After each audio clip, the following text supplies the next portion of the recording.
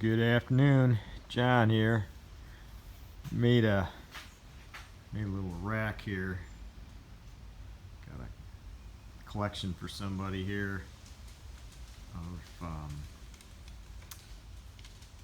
their cat fobs, caterpillar fobs collection, and made it look kind of like a quilt rack, I guess you'd say. Kind of primitive, but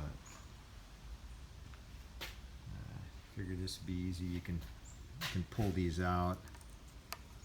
You just pull out to change them.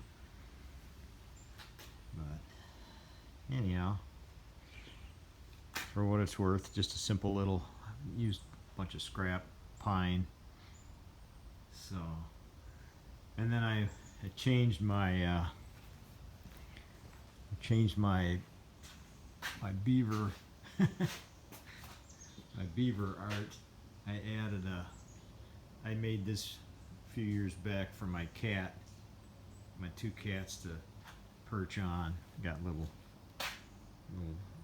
shelves. Don't have any cats anymore, but I added a piece there. I got that beaver art plumb bob hanging from it. So, alrighty. Rainy day today, so I didn't kayak. So,